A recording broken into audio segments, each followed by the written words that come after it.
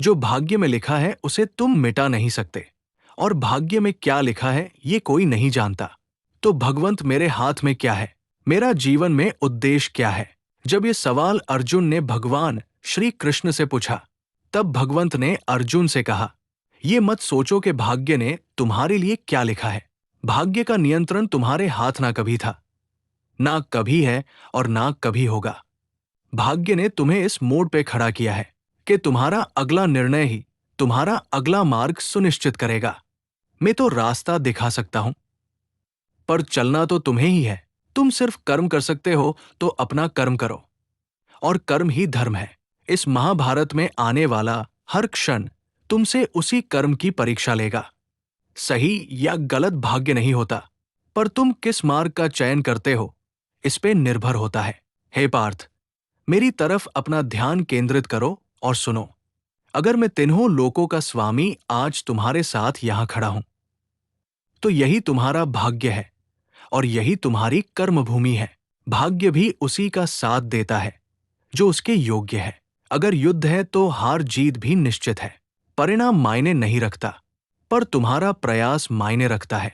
अगर तुम्हारा कर्म सही दिशा में है और तुम में ये विश्वास है कि मेरा साथ तुम्हारे प्रति हमेशा रहेगा, तो तुम्हें किसी भी तरह की चिंता नहीं करनी, क्योंकि मैं यहां पे तुम्हारे लिए खड़ा हूं। तुम्हें सिर्फ ये सुनिश्चित करना है कि कुछ भी हो जाए, तुम्हें मेरे प्रति जो विश्वास है उस पे कायम रहना है। भाग्यवान वही है जिसके साथ भगवान है।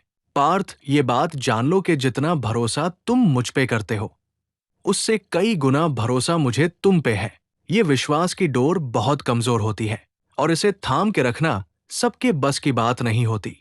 इस बात से हमें ये सीख मिलती है कि जीवन में मार्ग तो अनेक है, पर उस मार्ग का चयन भगवान ने तुम्हारे हाथ में दिया है।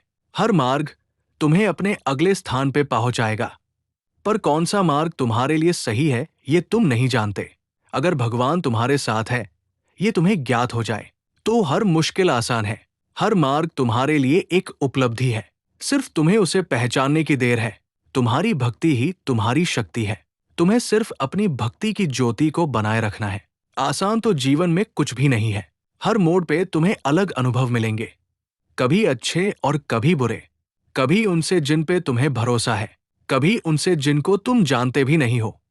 जीवन में बदलाव आते रहते हैं और तुम्हारी स्थिति कभी समान नहीं रहती, पर तुम किसी भी परिस्थिति में अपना धैर्य कैसे रखते हो, ये तुम्हें दूसरों से अलग करेगा।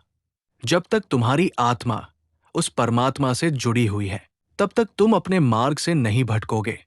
भगवंत का आशीर्वाद तुम्हारे साथ हमेशा रहे।